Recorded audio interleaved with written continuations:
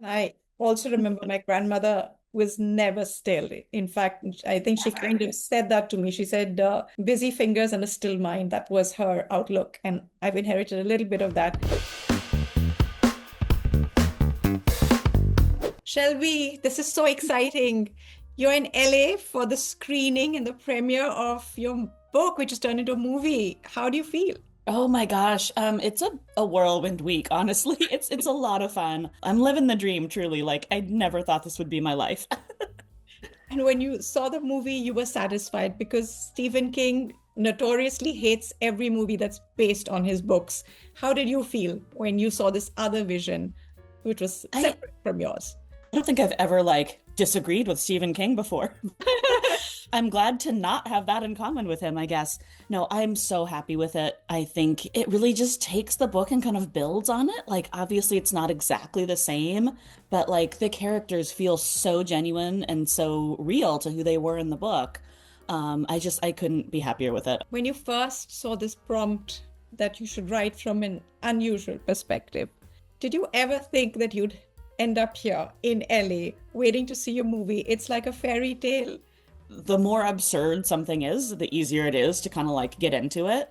And you can always go back and delete it later if it's too weird or whatever.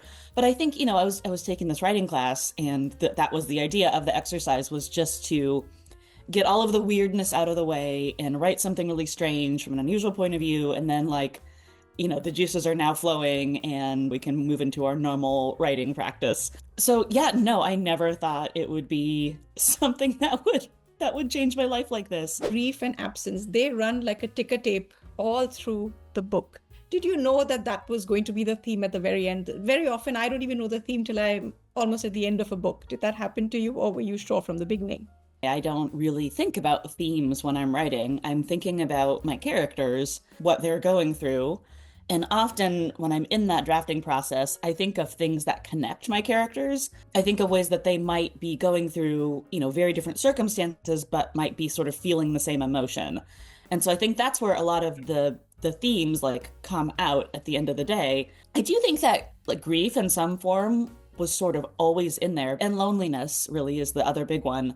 I knew from the moment that I had this character of Marcellus, this sentient octopus narrator, and then I had the character of Tova, who was sort of based on my grandmother, and she doesn't really have anyone, and that's why, part of the reason why she likes to go to this aquarium, and she doesn't really need the money to go mop the floor. She just has to stay busy and she likes the company of the animals. So I think that loneliness and that grief was definitely present from the beginning. I was talking to my editor about your book, and she asked me a question. The loneliness is so strong through all these characters that you almost feel like you had a different ending in mind, which wasn't this happy end.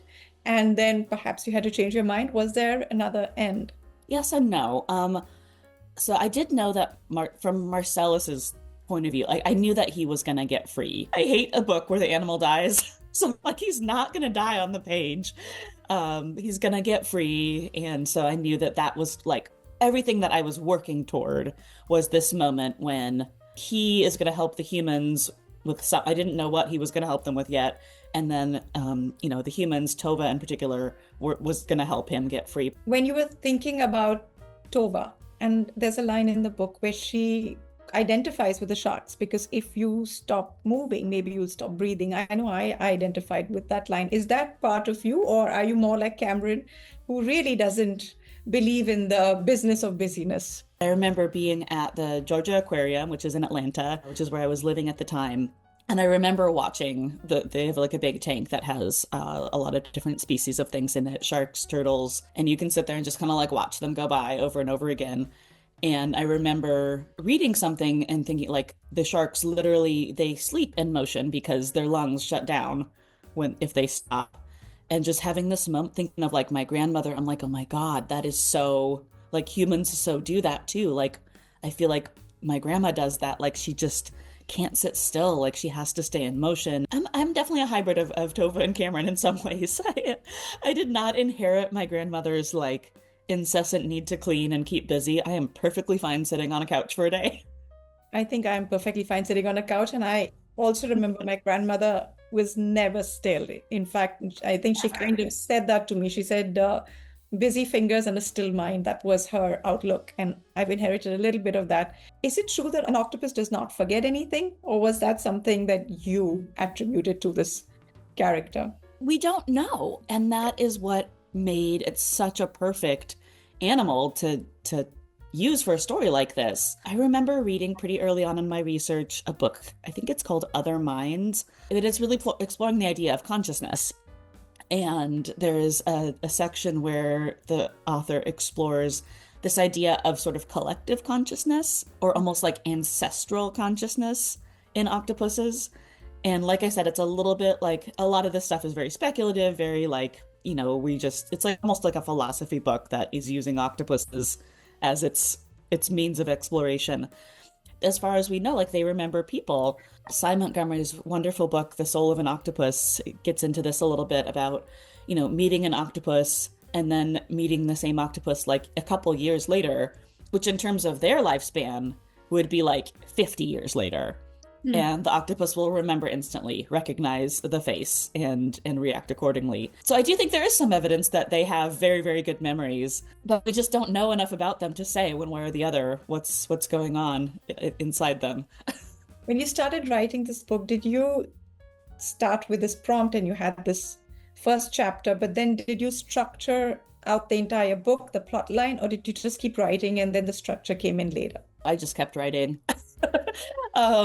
I kept writing and I took a lot of wrong turns is what happened. I'm not very good at plotting books. Like, the plot is really the part that's most challenging for me. There's a book called Save the Cat Writes a Novel.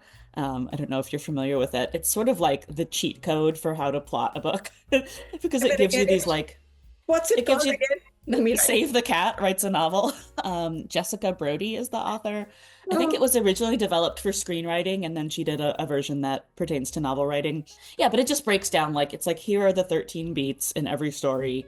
So then after I had it drafted is when I went through that process and said, okay, I need to move some stuff around. Like, this is happening too early. That's happening too late. Maybe I need a scene here that sort of fulfills this need that readers are going to be expecting. Do you have a ritual? Do you write every day? How many words? Is there anything like that? So when I was writing Remarkably Bright Creatures, I tended to be sort of a binge writer.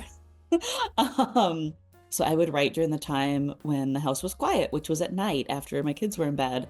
My husband was in bed. And so I would write from 10 p.m. to 2 or 3 in the morning. And then I would almost have to take a break from it for a day or two. I'd have the writing hangover, I just need to rehydrate myself and sort of let the sponge come back to full size before I could try again. So I would have maybe 2 or 3 of those sessions a week with a couple days break in between. My kids, who were toddlers when I was drafting Remarkably Bright Creatures, are now 10 and 12.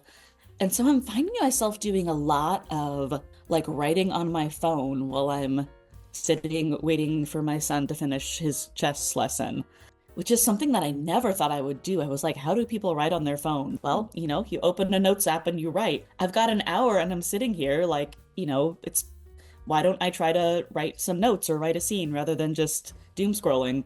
I was just thinking, Mansi and Tara, if I had a best friend like either of them, I would be horrified. They're really not nice to each other. So do you think that this is a normal friendship or is it slightly toxic? Female friendship is a source of great joy, support, solidarity. They can also be very messy and uneven.